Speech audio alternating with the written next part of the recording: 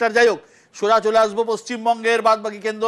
অধীর আগ্রহে সবাই অপেক্ষা করছেন যে পশ্চিমবঙ্গের অন্যান্য কেন্দ্রগুলো, যেটা 10টি বাদে 32টি কেন্দ্রে কি রেজাল্ট হতে যাচ্ছে। পশ্চিমবঙ্গ টোটাল 42টি আসন, 42টির মধ্যে আমাদের নেটওয়ার্ক 18-এর ন্যাশনাল সার্ভে বলছে তৃণমূল কংগ্রেস পেতে পারে 18 থেকে 21টি আসন, বিজেপি পেতে পারে 21 থেকে 24টি আসন, আদার্স অর্থাৎ কংগ্রেস লেফটের দিকে কোনো আসন যাচ্ছে না। অর্থাৎ খারাপ হলে তৃণমূল কংগ্রেসের, ভালো হলে 21 আর এদিকে 21, আর খারাপ হলে 18 এদিকে 24। এই হচ্ছে মোটামুটিভাবে পশ্চিমবঙ্গের ফলাফল বুথ ফেরত সমীক্ষার যা সার্ভে, সেই সার্ভেতে।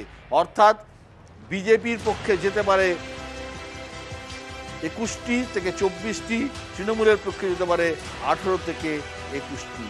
এটা হচ্ছে দক্ষিণবঙ্গে, তার মানে বিজেপির আসন বাড়ছে।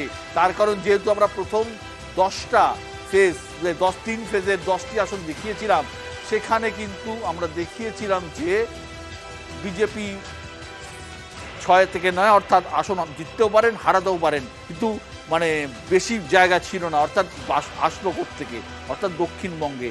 এটা কি আদৌ সম্ভব? এটা নিয়ে আলোচনা আসবো।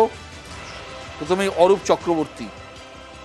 বিশ্বদত্ত, টু বি ভেরি অনেস্ট, আমরা যারা গ্রাউন্ডে কাজ করি, তৃণমূল কংগ্রেসের এই মুহূর্তে